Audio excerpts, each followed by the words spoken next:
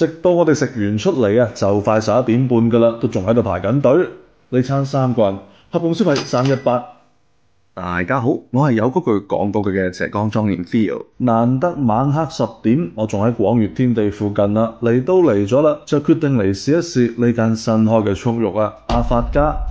位置唔多，店內咧就6個位，外邊咧仲有張台仔添。喺前面冇任何一台喺度等位嘅情況之下，我哋等位足足40分鐘之後先入座噶。以一般快餐粉麵嚟講咧，呢個單均用時真係有啲耐啊。畢竟喺我哋仲未開始等位之前咧，其實就已經喺度食緊噶啦嘛。每人一張點餐紙，呢種感覺咧就好日本拉麵啦。最近10年間，潮汕美食不斷向外輸出啊。喺魚飯、滷水、牛肉火鍋、生腌之後，潮汕嘅速肉啊都開始聲名大噪。其實咧並冇呢個速字㗎，所謂速其實咧係潮汕話嘅譯音，指嘅咧係快速燙煮，意在令食材嘅熟度咧恰到好處，從而咧保持嫩滑。嚟都嚟咗啦，我就試一試呢個需要額外加收88蚊嘅湯底啊！胡椒粉腸肉餅豬肚湯，就我呢一碗咧合共咧就需要142啦，包含咗豬雪花、豬腰、沙盧蝦丸。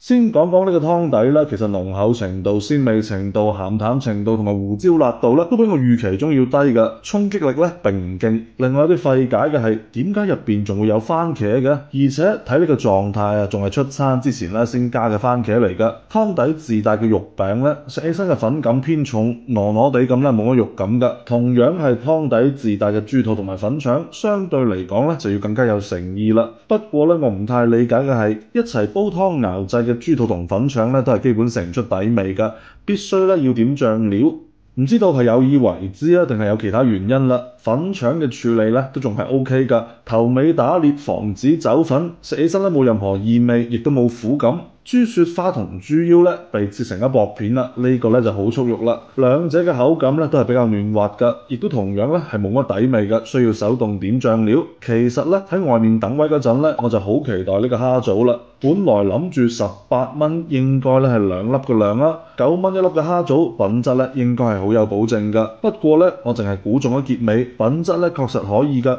有比較自然嘅蝦味啦，口感都比較彈牙，調味鹹甜得當。但係咧，我就估錯咗個開頭啦。雖然咧，佢睇起身的確咧係有2嚿嘅，但實際上咧就係將呢一粒仔嘅蝦棗一分為2。我揀嘅主食咧係果條，感覺咧要比一般嘅果條要厚一啲，但有少少彈性㗎。只要揀3份加料嘢，果條同米粉咧就會自動變成免費提供㗎啦。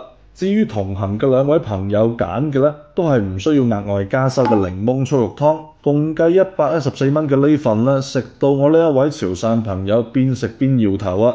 你有啲咩諗法？但唔准講粗口。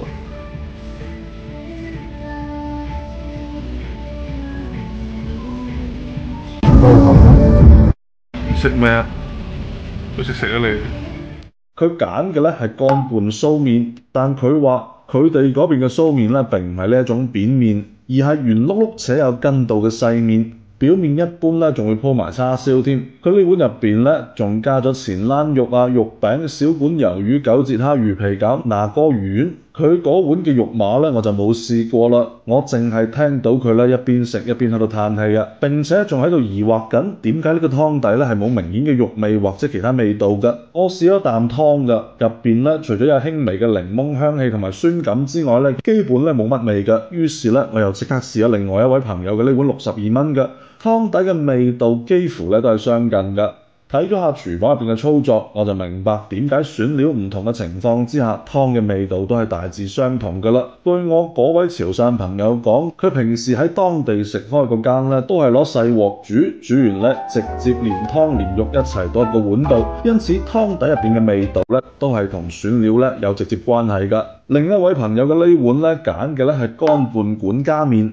食起身嘅口感係偏腍嘅，冇乜筋道。小管魷魚鮮度睇落幾唔錯㗎。不過咧，令我哋都感到意外嘅係麥豆丸啦，同蝦棗一樣，都係1開2嘅操作。不過同蝦棗唔同嘅係，我唔單止估唔中開頭，連結尾都估錯埋。呢個麥豆丸嘅品質咧真係好一般啊，而且仲改埋花刀添。雖然咧好似變得好睇咗，但其實呢個操作咧會令啲丸入邊嘅味道更快咁流失，食起身嘅味道好淡㗎。丸嘅口感咧比較腍，缺乏彈性。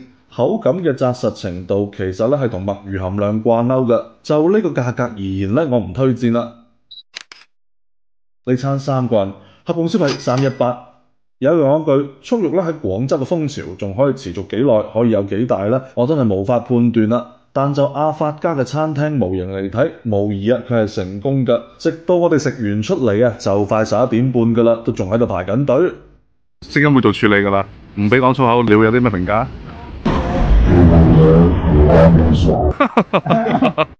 自費自願嘅 Theo 飯局即日起不定期盛行，歡迎新老朋友入群，踴躍參與啊！繼續同我一齊飲飲食食，人生積極，好嗎？